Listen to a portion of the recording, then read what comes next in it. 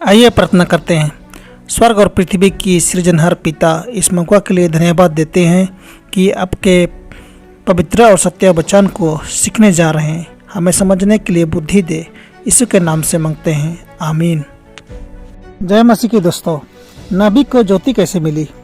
इजरायलियों के अनुभव में जैसा हम देख चुके हैं, एक बार परमेश्वर ने लोगों को बतलाया कि वह उनसे किस प्रकार नबियों द्वारा बातचीत करेगा। उसने कहा था, यदि तुम में कोई नबी हो तो उस पर मैं यहोवा दर्शन के द्वारा अपने को प्रकट करूंगा, वह स्वप्न में उससे बात करूंगा। गिनती 12:6। पिछले पाठ में आपने महान विवाद से संबंधित दर्शनों की कहानी पढ़ी, जिनके संग कुछ विशेष भौतिक अचंभित घटनाएं उपस्थित हुई। शायद कोई तर्कनुसार यह प्रश्न करे कि ये दर्शन इस भांति क्यों दिए गए। निसंदेह लोगों में विश्वास स्थापन करने और आश्वासन दिलाने के लिए कि सचमुच में परमेश्वर नबी से बातें कर रहा है। मिसेज व्हाइट ने दर्शनों के बीच अपनी हालत का सविस्तर वर्णन कई बार नहीं किया, पर एक समय उन्होंने कहा, यह संदेश इस प्रकार इसलिए दिए गए कि लोगों का विश्वास मजबूत हो, ताकि इन अंतिम दिनों में हम नबूवत के आत्मा पर भरोसा करें।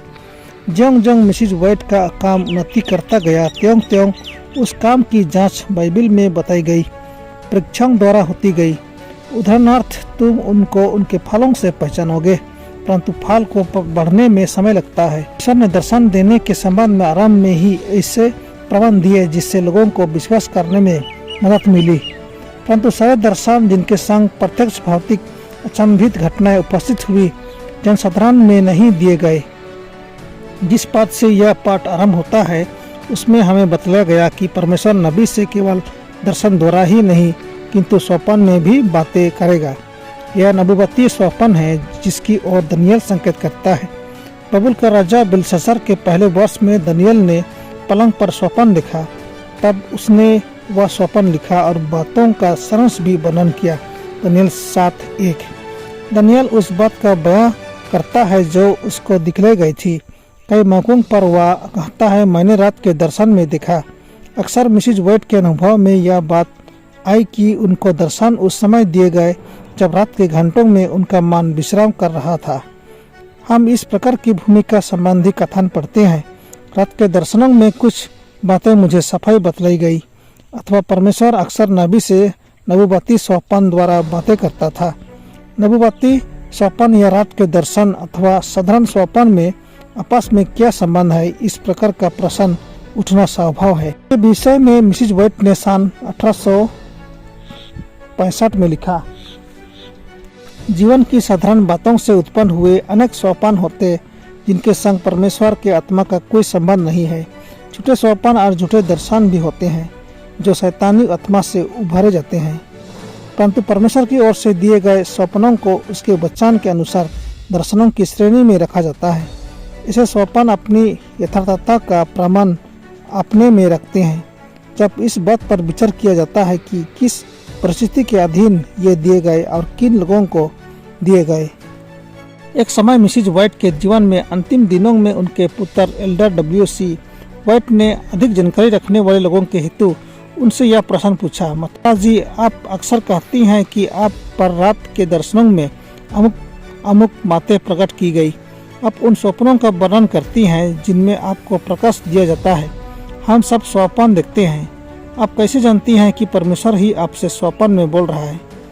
उन्होंने उत्तर दिया, क्योंकि जो स्वर्गदूत रात के दर्शन में मेरे पास खड़े होकर आदेश देता है, वही दिन के दर्शनों में भी पास रहकर आदेश देता है। वह स्वर्गीय प्राणी जिसका यहाँ संकेत किया गया है। अन्य अवसरों पर दूत, मेरा मार्गदर्शन, मेरा शिक्षक आदि करके कहा गया है। रात के घंटों में प्राप्त हुए प्रकाशनों के विषय में नबी के मन में न तो कोई चिंता न संदेह उत्पन्न हुआ, क्योंकि उनसे संबंधित परिस्थितियों ने प्रत्यक्ष कर दिया कि आदेश परमेश्वर ही की ओर से है। दूसरे मौकों पर मिसेज व्हाइट को प्रार्थना करते समय अथवा बातें करते व लिखते समय ही दर्शन दिए जाते थे।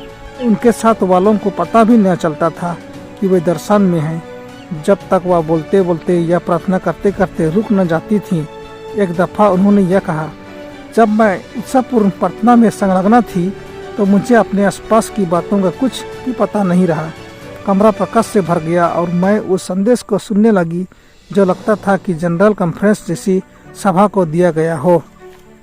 70 वर्षों की दीर्घायु के सेवा कार्य के माध्यम मिसेज व्हाइट को जितने दर्शन दिए गए उनमें सबसे लंबा दर्शन 4 घंटों तक और सबसे छोटा क्षण मात्रा ही रहा, परंतु अक्सर ये दर्शन आधे घंटे या इससे कुछ अधिक देर तक रहा करते थे। लेकिन कोई विशेष नियम नहीं बतलाया जा सकता जिससे सारे दर्शनों पर एक सा नियम लागू हो, क्योंकि यह ठीक ऐसा था जैसा पौलुस लिखता है।